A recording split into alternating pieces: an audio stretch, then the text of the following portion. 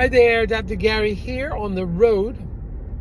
We sell dental practices nationwide. I was a dentist for 25 years and now doing the dental practice brokerage for, how long is this now?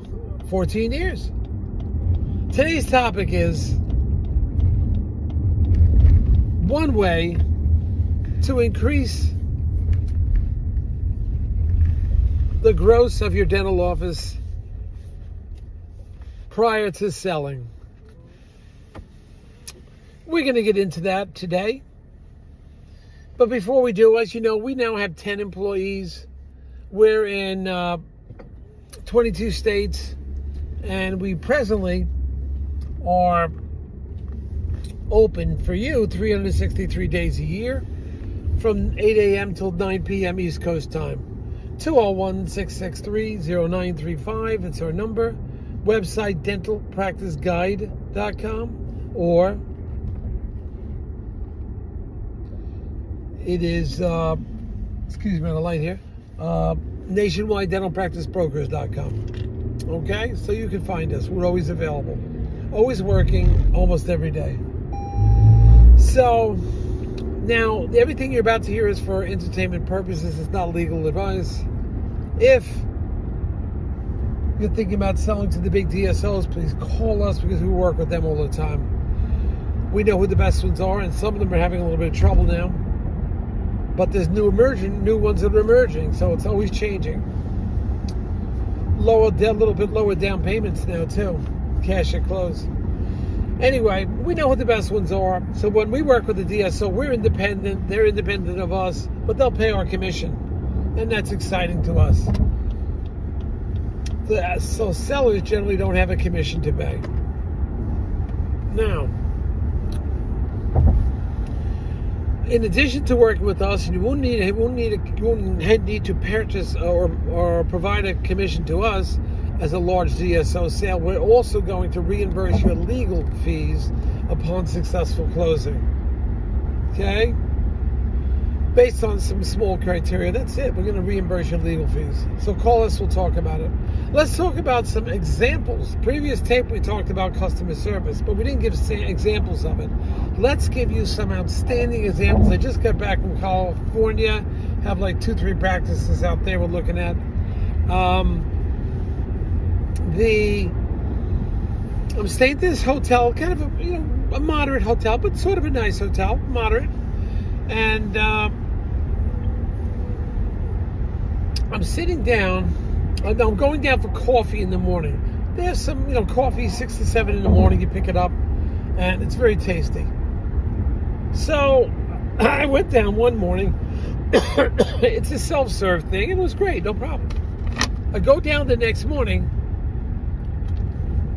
Excuse me. When I went up that morning, I had like 2 cups of coffee and milk, and and it's the elevators, you have to swipe your card. So my hands were full. I had to put things down.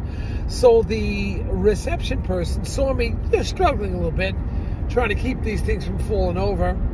And he said, "Hey, I got something for you. We keep it behind the desk."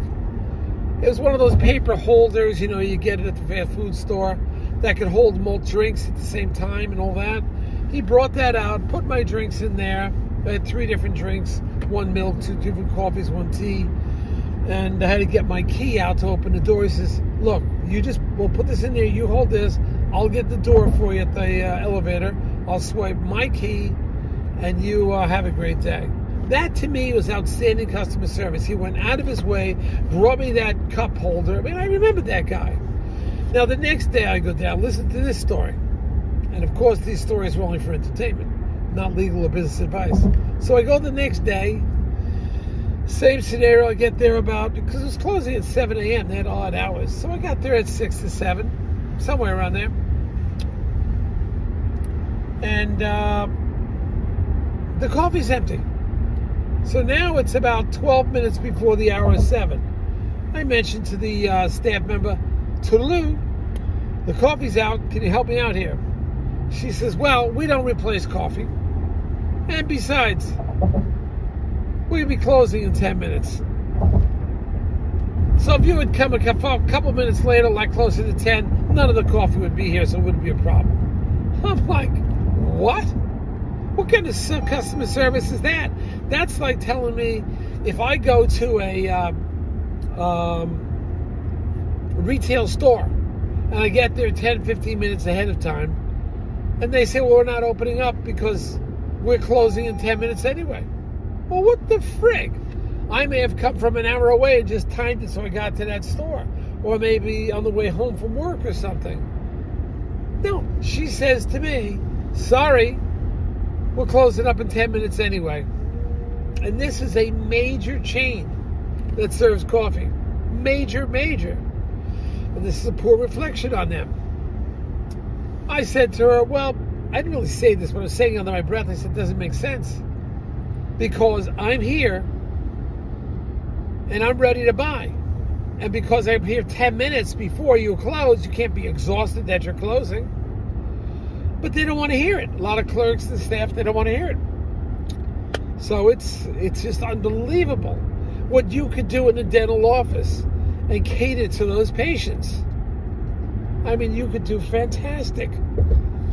Especially if you're going to sell an office, because say, look, I have something special. See, my staff, they've been here for 12 years. I have something special to sell that you're not going to get these other places. This is special. This is the customer service which we deliver. It's above and beyond, and our patients love it for it. So give it a shot. All right? So if you like what you hear, hit the subscribe button, and we got a lot more videos coming out. Many, many more. This whole week I'm catching up because I was in California. Wasn't making any. Although I did make 3 of them out there. Thank you. Bye.